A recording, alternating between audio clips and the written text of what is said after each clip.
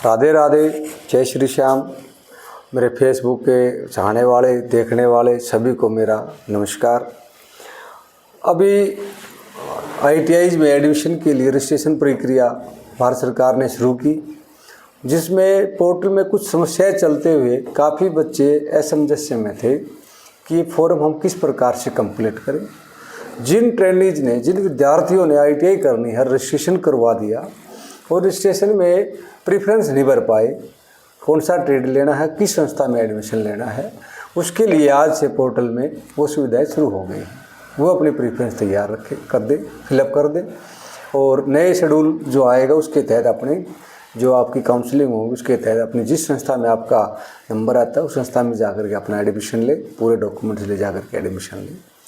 आपके किसी साथी को या किसी जानने वाले को एडमिशन ITI में लेना था और किसी कारण से रजिस्ट्रेशन नहीं करवा पाया, तो उस बच्चे को मायूस होने की ज़रूरत नहीं है।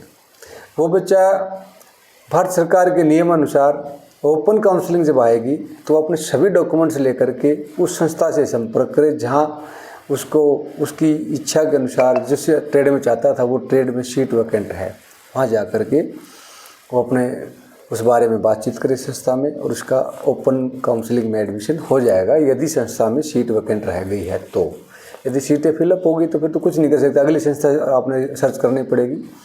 और इस सर्च करने के लिए किसी संस्था से संस्था या फिजिकली कहीं जाने की ज़रूरत नहीं है। आजकल डिजिटल का समय है, हर चीज़ें ऑनलाइन है, लाइव आप उसको देख सकते हो। खोल करके पोर्टल पे जाइए, किस संस्था में कौन सी ट्रेड है, कितनी सीटें हैं, कहाँ से एफिलिएटेड है, ये सब चीज़ें देखनी होती है।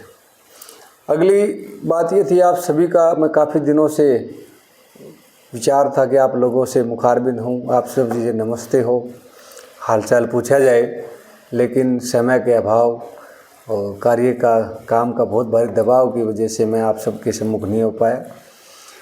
तो एक बहुत बड़ी खुशखबरी जो आप सबके प्रेम से, श्याम बाबा के आशीर्वाद से हम इस अचीवमेंट तक पहुँचे।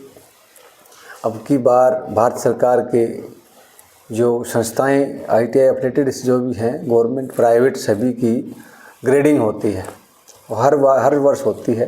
किस संस्था ने किस लेवल पे काम किया, क्या उसका प्रोग्रेस है, तो एक समझिए संस्था का प्रोग्रेस कार्ड है।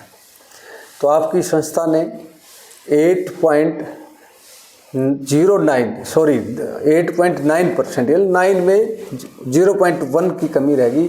10 में से लगभग 9 की ग्रेडिंग आपकी आई है। ये सब मेरे स्टाफ, आप सब लोगों का सहयोग, आपका प्रेम और श्याम बाबा के आशीर्वाद के बलबूते हम यहाँ तक पहुँच पाए हैं। मैं आशा उम्मीद करता हूँ कि आप सबका इस तरह से हमारे ऊपर प्रेम बना रहे, श्याम बाबा का आशीर्वाद बना रहे। यदि इस तरीके से हमारी संस्था के जो इंस्ट्रक्टर महोदय हैं काम कर रहे हैं, जो उनकी कार्य कुशलता है, इसी प्रकार से चलती रही तो मैं आप लोगों को विश्वास दिलाता हूँ अगली बार, अब की बार आप हरियाणा में टॉप रहे तो हो सकता है अगली बार हम बाजी मार दें, इंडिया की टॉप 10 संस्थाओं में आपकी संस्था का नाम हो। यही मैं कामना रखता हूँ। और ये विद्यार्थी इस बात का ध्यान रखें भी, आजकल काफ़ी बच्चे गुमराह हो जाते हैं। गुमराह होने की ज़रूरत नहीं है, किसी से अन्य लोगों से पूछने की बजाय सीधे डायरेक्ट हमसे पूछ लेना, आपको सही रास्ता बता पाएंगे हम। अभी आपने ये करना है, आप इस लेवल पे खड़े हैं, आगे चल के आपको ये करना पड़ेगा, तब जा कर के आपका एडमिशन होगा। काफ़ी बच्चे ऐसे भी हमें पिछले 3-4 साल से मिलते रहे हैं, जी हम इस कारण से एडमिशन नहीं ले पाए, जी हमारा ये रह गया, वो हो गया। तो किसी के बहकाने फुसलाने में ना आए और सीधे डायरेक्ट आकर के हमसे फ़ोन पे बात कर सकते हैं या फिजिकली भी आकर पहुंच सकते हैं। किसी बच्चे का किसी कारण से डॉक्यूमेंट्री समस्या की वजह से रजिस्ट्रेशन नहीं हो पाता है तो हमारे पास सरकार के नियमानुसार हेल्प डेस्क चलती रहती है। 9 से 5 किसी भी वर्किंग डे आकर के आप रजिस्ट्रेशन कराएं और किसी प्रकार की कोई भ्रांति है तो उसको कंप्लीट करें। मेरा आज आप लोगों के सम्मुख आने का सबसे बड़ा उद्देश्य तो ये था, जो आप लोगों ने अचीव किया वो आप सब लोगों को बताया जाए। दूसरा ये था, कोई बच्चा अगर किसी कारण से वंचित रह जाता है शिक्षा से या टेक्निकल एजुकेशन से, तो फिर एक थोड़ा मरम सा रह जाता है दिल में कि इस बच्चे को यदि हमसे कनेक्ट हो जाता तो हम इस बच्चे को एक अच्छा रास्ता बता पाते और इसका 1 साल बहुत ही स्वर्णिम वर्ष होता है वो बच जाता। इन्हीं शब्दों के साथ राधे राधे, जय श्री श्याम।